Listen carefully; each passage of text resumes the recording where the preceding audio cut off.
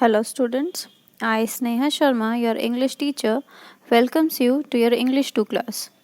So, in the previous video, we have already started the enchanted boat. Okay, I have explained the description, a brief introduction about Don Quixote from La Mancha. Okay, I have also talked about Sancho Panza, his assistant, about the writer, about the horse Rosinante. Okay, so we have come across the adventures, okay, that he is about to have. There is a boat that he came through, okay, that he wants to rescue some knight who is in distress. So we have completed till here. Now let us move forward. Well, well, said Sancho, since you are the master, I must obey. But I tell you, this is no enchanted bark, it's some fisherman's boat. So Sancho says that this bark is no enchanted boat, it is some fisherman's boat. Although you are my master, I should obey you. But I must tell that this is no enchanted bark, this is no enchanted boat, but it is some fisherman's boat. They are usually fishermen's boats, said Don Quixote. So he said that they are usually fisherman's boat. He leaped into the little vessel. Little vessel over here is the boat. Sancho followed and untied the rope. The boat drifted slowly out into the stream. Now they both were on the boat and the boat swiftly went down the stream. When Sancho saw that they were out of reach of the shore and had no means of pushing back, he began to quake with fear.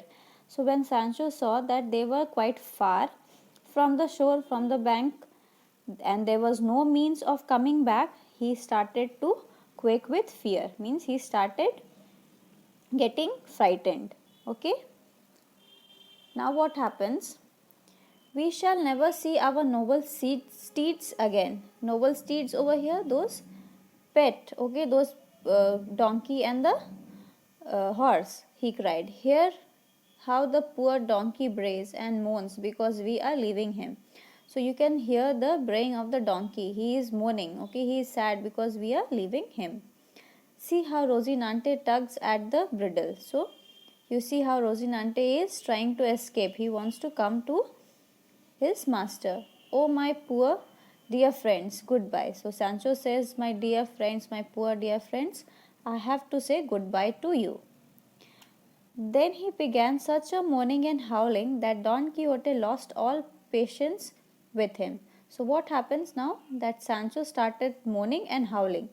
That Don Quixote lost his patience and told him. What did he cry at him? Coward, he cried. What are you afraid of? Who is after you? Who hurts you? Why, we have already floated some 700 or 800 leagues. If I am not mistaken, we shall soon pass the equator which divides the earth into two equal parts. So he is shouting at Sancho, who? Don Quixote. That why are you afraid? Who is after you? Who wants to hurt you? We have almost floated 700 to 800 leagues. Okay, we have crossed a long distance. We shall soon pass the equator of the earth, which will divide the earth into two parts. Okay, and when we come to that line, how far have we gone then? Said Sancho. So Sancho says that if we have reached that line, then according to you, how far we have gone? A mighty way, answered the knight. That means a very long way. They were now floating down the river with some speed. Now they came down the river with some speed. Below them were two great water mills near the middle of the stream. So you can see two water mills are there. Okay, near the middle of the stream. Look, look, my Sancho. So Don Quixote is shouting that, look, Sancho, look, do you see that city or castle? So now Don Quixote is referring to these water mills as city or castle. That is where some knight lies in prison or some princess is held against her will. So he is saying that here someone is captured, here some knight is being held in prison or some princess is held against her will.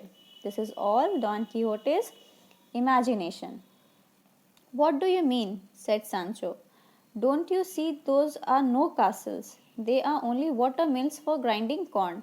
So Sancho is saying that you can't see, these are just simple water mills for grinding corn. There is no city or castles. Peace, Sancho. I know they look like water mills, but that is a trick of the enchanters.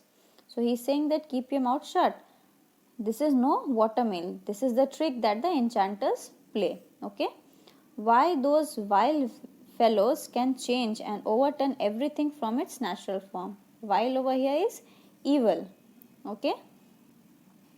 So Don Quixote is saying that those looking water mills looking creatures, they can change their form and they can overturn everything from its natural form.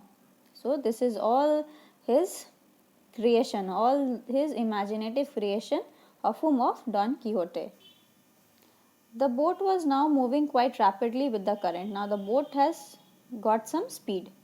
The people in the mill saw it and came out with long poles. Now when the people saw that the boat was coming with a rapid speed, the people came out with long poles to keep it clear of the great water wheels. So if that boat would come near the water wheels, that boat would get destroyed and the people might get killed.